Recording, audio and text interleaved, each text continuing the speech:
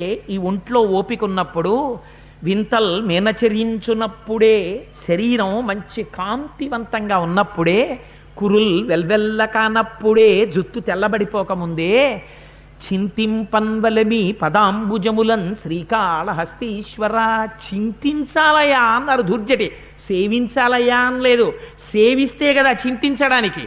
కాళహస్తి క్షేత్రం ఎలా ఉంటుందండి అని అడిగారు అనుకోండి, రాజద్వారంలోంచి లోపలికి వెళ్ళగానే ఎదురుగుండా దక్షిణామూర్తి ఉంటారండి, ఎడం పక్కకి ఇలా వెళ్ళగానే మహాగణపతి ఉంటారండి, అటువైపు నుంచి ఇటు తిరగగానే చెంగల్వరాయుడు అని శూలం పట్టుకుని సుబ్రహ్మణ్యేశ్వర స్వామి ఉంటారండి, మెట్లు దిగి ఇలా వెడుతుంటే ఎదురుగుండా కాళహస్తీశ్వరుడి దేవాలయం ఉంటుందండి, లోపలికి ఎడుతుంటే పక్కన సహస్రముఖ లింగం ఉంటుందండి, ఒక్క 4 అడుగులేసి లోపలికి ఎడితే కుడి చేతి పక్కకి వెళ్లకుండా ఎడం చేతి పక్క నుంచి దర్శనం చేస్తుంటే వెనక ఆవిర్భావ లింగము అని లింగంలోంచి బయటికి వస్తున్న స్వామివారి చిత్రం ఉంటుందండి.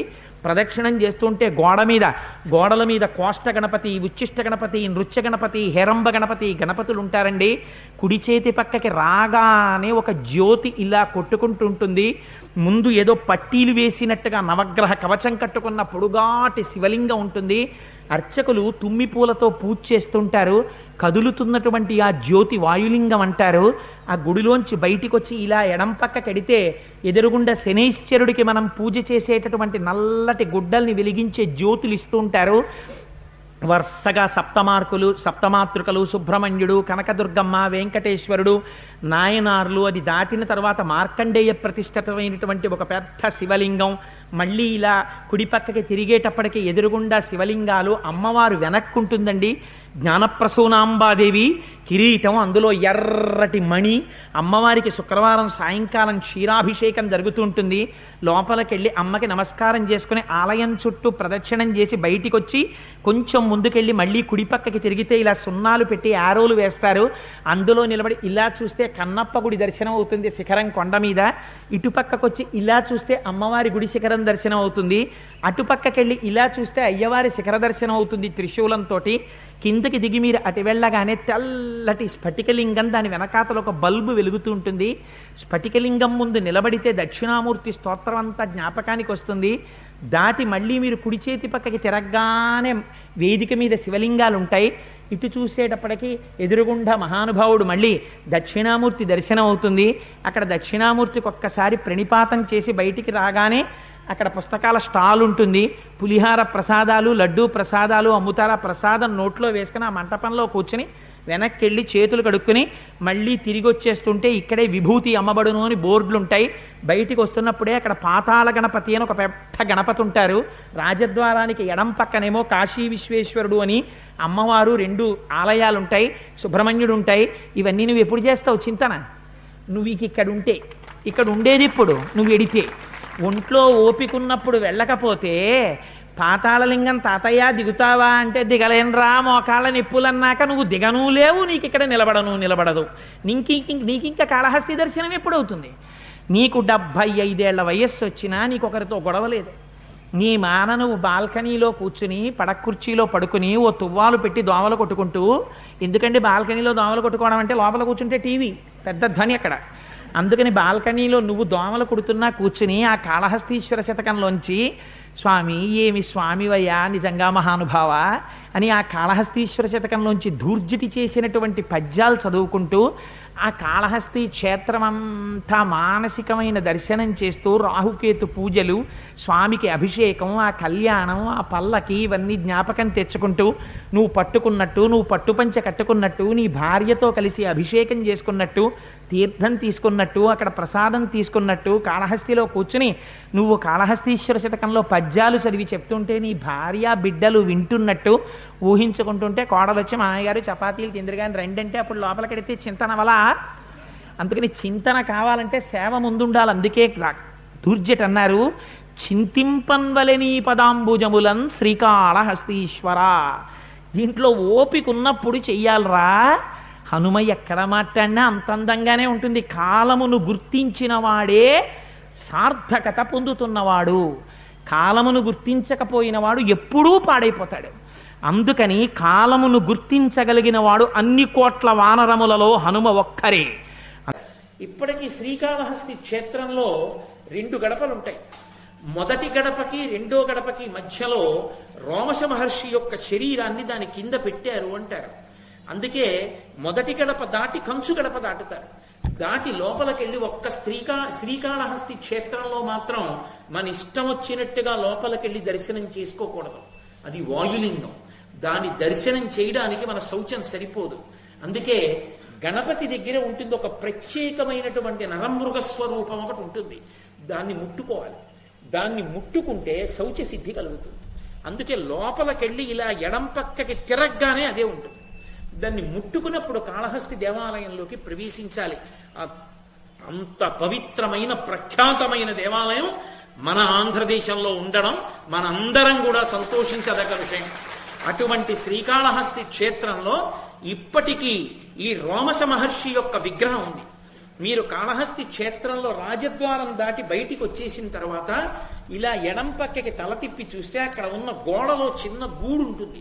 ఆ గూడులో ఒక ఋషి కూర్చుని తపస్సు చేసుకుంటూ ఉంటారు. ఆ విగ్రహమే రోమశ మహర్షి యొక్క విగ్రహం. కిందకి దిగి గణపతి దర్శనం చేస్తారు. ఈ గణపతి ధర్మస్వరూపం. ధర్మమే పాతాళ గణపతి. ధర్మం అంటే ధ్రియతేవా జనయిరితి ధర్మం ఉంటుంది అమరకోశం. మీరు లోపల ధరించాలి ధర్మాన్ని. పైకి కర్ర పట్టుకున్నట్టుగా ఏం కనపడదు. ఆయన చాలా ధర్మాత్ముడండి అంటారు. అంటే ఎప్పుడూ ధర్మాన్నే పాటిస్తాడు. ఎప్పుడూ ధర్మాన్ని పాటించడానికి ధర్మం ఆయనకి ఎక్కడుంటుంది? ఎప్పుడు లోపల ఉంటుంది. హృదయ గుహయంతో ధర్మాన్ని తెలుసుకుని దాన్ని పట్టుకుని ఉంటాడు. నడువడి తెలుస్తుంది. నడువడి వలన ఆయన ధర్మం తెలుస్తుంది. కానీ ఆయన లోపల పట్టుకున్న ధర్మం మీకు కనపడదు. లోపల ధర్మాన్ని అనుష్ఠానం చేస్తూ ఉంటాడు. కాబట్టి ధర్మము పాతాళమునందు ఉంటాడు గణపతి రూపంలో. అర్థము అమ్మవారి రూపంలో ఉంటుంది. మీకు ఈ ప్రపంచంలో కావలసినటువంటి ఏ వస్తువు రావాలన్నా శక్తి యొక్క అనుగ్రహం లేకుండా రాదు.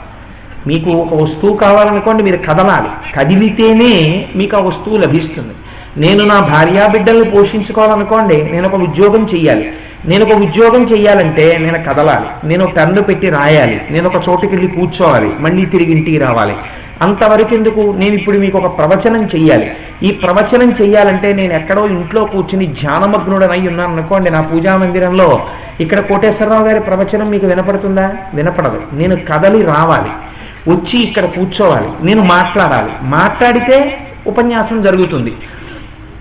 మీరు కోరుకున్న కోర్కెలన్నీ మీకు అనుగ్రహింపబడేటట్టుగా మిమ్మలను సదా కదపగలిగినటువంటిది ఏది ఉన్నదో దానికి శక్తి అని పేరు.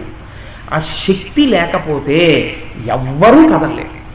ఆ శక్తి స్వరూపమే జ్ఞానప్రసూనాంబ అమ్మవారు. ఆవిడ తూర్పు దిక్కును చూస్తుంది. కాబట్టి ఇప్పుడు ఆవిడ కామము అంటే కోరిక కదులుతుంది. కాబట్టి ఆ కోరిక ఈడేరుట, కోరిక కదులుట, ఇవి అర్ధస్వరూపం. ఇది ఈ అర్ధస్వరూపం అమ్మవారైతే కామస్వరూపం దక్షిణామూర్తి. అదేమిటండి, దక్షిణామూర్తి అంటే కోరికలు లేకుండా ఉండడం, జ్ఞానబోధ చేయడం కదా. మీరేమో కామరూపమే దక్షిణామూర్తి అంటున్నారు. ఇది చాలా సాహసంతో కూడినటువంటి మాట కదా అని మీరు నన్ను అనొచ్చు. నేను అన్న మాటని మీరు జాగ్రత్తగా అర్థం చేసుకోండి. మోక్షకామి. కామము అంటే నేను తుచ్చకామము గురించి మాట్లాడటలేదు, నేను మోక్షకామము గురించి మాట్లాడుతున్నాను. ఎవరు మోక్షమునందు ఇచ్చ కలిగి ఉన్నారో వారు ఆ మోక్షమును పొందడానికి అవసరమైన జ్ఞానాన్ని పొందడానికి దక్షిణామూర్తి పాదాల దగ్గర కూర్చుంటారు. దక్షిణ దిక్కుకి గురువు చూస్తాడు. గురువు ఎందుకు దక్షిణాన్ని చూస్తాడు అంటే గురువుకి భయం ఉండదు. దేనికి భయం ఉండదు? మృత్యు అంటే భయం ఉండదు. ఎందుకు భయం ఉండదు? మృత్యువు శరీరమునకే తప్ప తనకి లేదు అని గురువుకి బాగా విశ్వాసం. గురుబోధ వలన, తన గురువుల వలన విన్నాడు, అనుభవంలోకి తెచ్చుకున్నాడు. ఆత్మ కాలదు, తడవదు, చంపబడదు. కాబట్టి నేను ఆత్మస్వరూపిణి, కాబట్టి నేను చంపబడను. అందుకని ఆయనకి భయం లేదు. ఆయన దక్షిణ దిక్కుని చూస్తాడు. మనం దక్షిణం చూడం. ఎందుకు చూడం అంటే దక్షిణ దిక్కున యమధర్మరాజు గారు ఉంటారు. ఒక్క సంధ్యావందనంలో తప్ప దక్షిణ దిక్కుకి తిరిగి నమస్కారాలు చేయరు. అందుకే కాబట్టి ఇప్పుడు దక్షిణాన్ని గురువు చూస్తాడు, ఉత్తరాన్ని శిష్యులు చూస్తారు. ఉత్తర దిక్కుకి శిష్యులు చూస్తే ఏమవుతుంది? ఉత్తర దిక్కున కైలాస పర్వతం మీద శంకరుడు కూర్చుని ఉంటాడు. ఆయన మృత్యుంజయుడు. ఆయన అనుగ్రహం దక్షిణామూర్తి బోధ ద్వారా కలిగితే, మౌన వ్యాఖ్య ద్వారా మృత్యుభయం పోతుంది. మృత్యుభయం పోయి తన యొక్క స్వస్థితి తనకి తెలియడమే మోక్షాన్ని పొందడం. కాబట్టి ఇప్పుడు ఏమైంది అంటే దక్షిణ దిక్కుకి తిరిగినటువంటి దక్షిణామూర్తి వలన మోక్షము కలుగుతోంది. ఇప్పుడు పశ్చిమ దిక్కుకి ఎవరున్నారు? ఇదే శ్రీకాళహస్తి క్షేత్రంలో ఉన్నటువంటి గొప్పతనం. పశ్చిమ దిక్కుని శివుడు చూస్తూ ఉంటాడు. పశ్చిమ దిక్కు సూర్యాస్తమయం అవుతుంది. సూర్యాస్తమయం అయ్యేటటువంటి పశ్చిమ దిక్కు మనకి లోపల దేన్ని చూపిస్తుందంటే ఇంకా ఆయన జీవితం పొద్దు వాలిపోతోంది అంటారు, ఆయన జీవితం అస్తమయానికి వచ్చేసింది అంటారు. అంటే ఇంకా ఈ శరీరానికి ఉండేటటువంటి ఆయుర్దాయం పూర్తయిపోవడాన్ని మనకి పశ్చిమ దిక్కుకి తిరగడం చూపిస్తుంది. ఈ శరీరము పడిపోతూ ఉంటే మరి మనం చాలా పాపాలు చేసేసాం. అంత్యమునందు భగవంతుని యొక్క నామము పలకాలంటే ఏ పుణ్యాన్ని అడ్డు పెట్టుకుని మీకు భగవంతుడి యొక్క నామం నోటి వెంట వస్తుంది? ఎవరు పలికించాలి ఇప్పుడు భగవంతుడి నామాన్ని? పలకడానికి మనస్సు అనేటటువంటిది నిలబడితే మీరు భగవన్నామం చెప్తారు. మరణకాలమునందు మనస్సు విపరీతమైనటువంటి భయానికి గురైపోయి ఇంద్రియములలో ఉండేటటువంటి శక్తుల్ని తీసేసుకుని మూట కట్టుకుంటూ ఉంటుంది. భాగవతంలో చెప్తారు, మూట కట్టుకుని శరీరాన్ని వదిలిపెట్టి వెళ్ళిపోవడానికి సిద్ధపడుతుంటుంది. అది ఎటు నుంచి వెళ్ళాలి అని తొందరపడుతూ ఉంటుంది. కళ్ళల్లోంచి వెళ్ళాలా, రోమకూపాల్లోంచి వెళ్ళాలా, ఏ రంధ్రంలోంచి బయటికి వెళ్ళిపోవాలని. కాబట్టి మనస్సు పనిచేయదు. పనిచెయ్యని మనస్సు ఉన్నప్పుడు మీకు నోటి వెంట మాట రాదు. అసలు ఆ మాటే రానప్పుడు వచ్చినా ఏదో వెర్రికోత వస్తుంది తప్ప భగవన్నామం పలకలేడు. మరి చిట్ట చివర భగవన్నామం పలికితే వాడు మోక్షానికి వెళతాడు. ఇప్పుడు ఈ భగవన్నామం ఎవరు పలికించగలరు? నేను ఇన్ని పాపాలు చేశానని బెంగ పెట్టుకోకు. నువ్వు మారడానికి సిద్ధంగా ఉండి నా కాళ్ళు పట్టుకుంటే చిట్ట చివర నీ చేత భగవన్నామం చెప్పించి భగవన్నామం చెబుతూ వెళ్ళిపోయాడన్న పుణ్యాన్ని నీ ఖాతాలో రాసి నీకు మోక్షం ఇవ్వడానికి నేను ఉన్నానని అభయం ఇచ్చిన మూర్తియే శ్రీకాళహస్తీశ్వరుడు.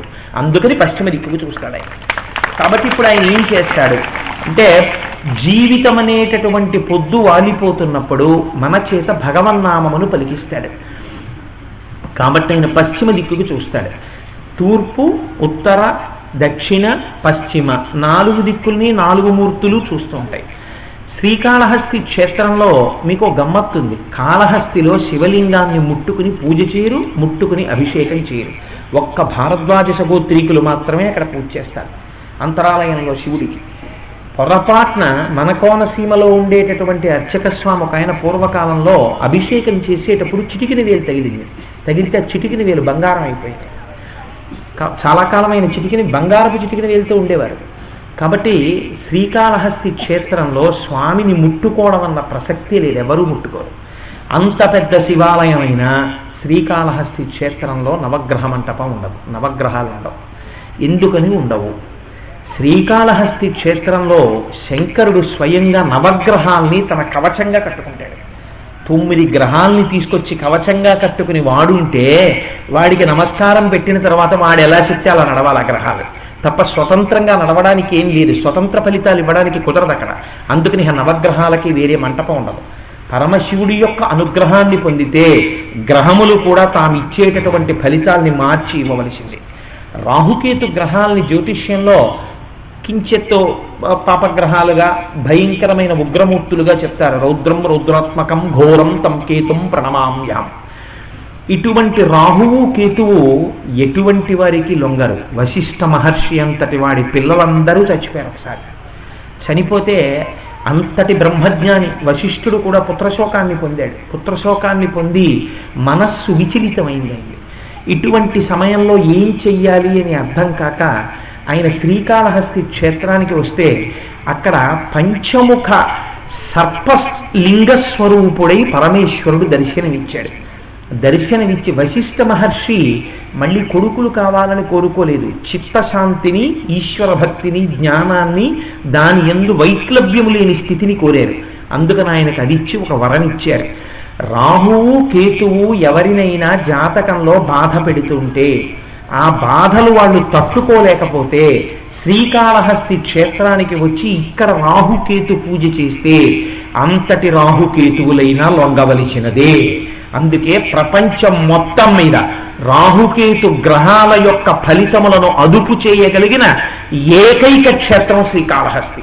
రాహుకేతు పూజలు చేసుకోవాలంటే శ్రీకాళహస్తి వెళ్ళవలసింది. అన్ని విశిష్టమైనటువంటి లక్షణములతో ప్రకాశిస్తూ ఉంటుంది. తూర్పుకి తిరిగి ఉన్నటువంటి జ్ఞానప్రసూనాంబ అమ్మవారి దర్శనం చేసుకుంటే అమ్మవారు శివుడిలో కలవడానికి కావలసినటువంటి జ్ఞానాన్ని కటాక్షిస్తుంది. పువ్వు మీరు 1,00,00,000 రూపాయలు తీసుకెళ్ళి అక్కడ పెట్టినా విచ్చుకోదు. ఎదురుగుండా సూర్యకిరణాలు పడితే మాత్రం మొగ్గ పువ్వుగా విచ్చుకుంటుంది. అమ్మవారు తూర్పు దిక్కుని చూస్తూ ఉంటుంది. అమ్మ పంచాక్షరి మహామంత్రం చెయ్యడంలో ఒకసారి అలసత్వాన్ని ప్రదర్శిస్తే శంకరుడు శపించాడు. ఆవిడ దూరంగా వెళ్ళిపోయి చాలా కాలం తపస్సు చేసి మళ్ళీ శంకరుడి యొక్క అర్ధాంగి రూపంలో జ్ఞానప్రసూనాంబగా వచ్చింది.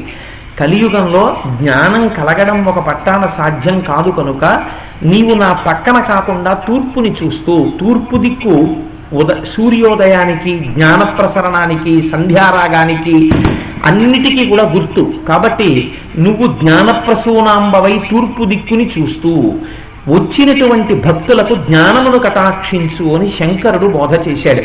అందుచేత అమ్మవారు తూర్పు దిక్కుని చూస్తూ ఉంటుంది కాళహస్తి క్షేత్రంలో. ఈ శ్రీకాళహస్తి క్షేత్రంలో మీకు ఎక్కడా దొరకనటువంటి రీతిలో ఒక విచిత్రమైనటువంటి వస్తువులు ఉంటాయి. అక్కడే మీకు తుమ్మి పువ్వులు దొరుకుతాయి. మీరు చూడండి, శ్రీకాళహస్తి క్షేత్రాన్ని సాధారణంగా మనం బస్సులు ఆగినటువంటి ఆ తూర్పు గోపురం లోపల నుంచి వెళుతూ ఉంటాం. వెళుతుంటే పక్కనే ఉన్న అరుగుల మీద ఆకులలో పొట్లాలు కట్టి తుమ్మి పూలు అమ్ముతూ ఉంటారు. అది దాటి మీరు లోపలికి వెళ్ళి ఎడం పక్కకి తిరగగానే కాశీ విశ్వనాథలింగము అని చెప్పి ఒక దేవాలయం ఉంటుంది. అక్కడే అన్నపూర్ణ అమ్మవారి దేవాలయం ఉంటుంది. కుడి చేతి పక్కన సుబ్రహ్మణ్యుడి యొక్క దేవాలయం, అద్భుతమైన మూర్తి ఉంటుంది. ఇవి దర్శనం చేసుకుని ముందుకు వెళితే పాతాళ గణపతి. పాతాళ గణపతిని దాటి కొంచెం ముందుకు వెళితే మీరు అలా పక్కకి తిరిగిపోయి దేవాలయంలోకి ప్రవేశం సాధారణంగా మనం ఉత్తర దిక్కుని చూస్తూ దక్షిణామూర్తి దర్శనం చేస్తూ గుడి యొక్క ద్వారాన్ని దాటి లోపలికి వెడతాం. వెళ్ళినా తిన్నగా దక్షిణామూర్తి దగ్గరికి వెళ్ళనివ్వరు శ్రీకాళహస్తిలో. ఇటు పక్కకి తిరిగిపోమంటారు, ఎడం పక్కకి ప్రదక్షిణానికి. ఎడం పక్కకి మీరు తిరగగానే మీకు అక్కడ గణపతి దర్శనం అవుతుంది. వినాయకుడి దర్శనం దేవాలయంలో చేస్తే తప్ప శివ దర్శనం అయ్యేటటువంటి అవకాశం ఉండదు. కాబట్టి ముందు ఆయన అనుమతి తీసుకోవాలి.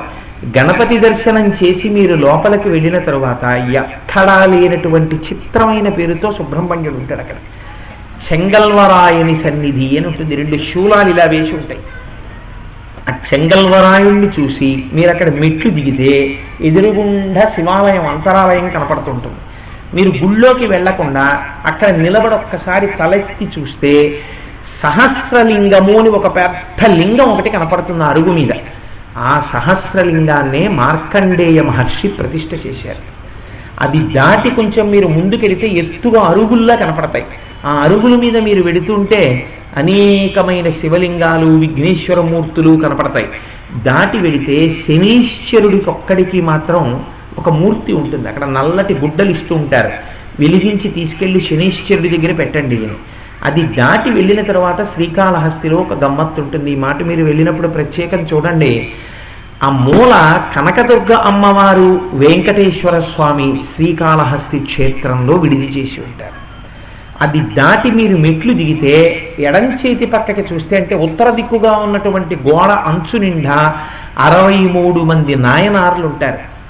శివుణ్ణి నమ్మి భక్తితో ప్రవర్తించినటువంటి కారణం చేత మోక్షాన్ని పొందినటువంటి నాయనార్లు ఉంటారు.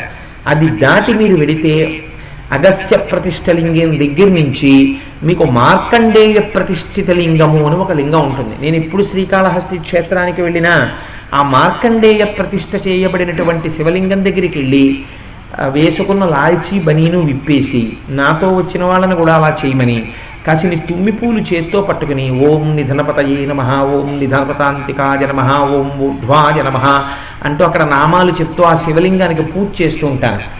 మార్కండేయ ప్రతిష్ఠితమైనటువంటి శివలింగము మీకు కనపడుతుంది. మార్కండేయుడు ఎంతటి మహాభక్తుడో చెప్పలేను, ఆయన చేత ప్రతిష్ఠ చేయబడింది. అది దాటి మీరు కొంచెం ముందుకెడితే అక్కడే మీకు సప్తమాతృకల దర్శనం అవుతుంది. సప్తమాతృకలు దాటి కొంచెం ముందుకొస్తే మళ్ళీ వరుసగా మీకు ధర్మరాజ ప్రతిష్ఠ, భీమ ప్రతిష్ఠ, అర్జున ప్రతిష్ఠ, ఎందరో ఋషుల చేత ప్రతిష్ఠింపబడినటువంటి లింగములు కనపడతాయి.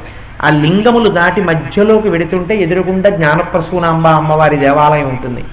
ఇంకొంచెం మీరు ముందుకెడితే ఈ మాట వెళ్ళినప్పుడు జాగ్రత్తగా చూడండి, ఒక స్ఫటికలింగం ఒకటి ఉంటుంది. ఒక మూలకు ఉంటుంది స్ఫటికలింగం. తెల్లగా ఇంత పొడుగున స్ఫటికం ఉంటుంది.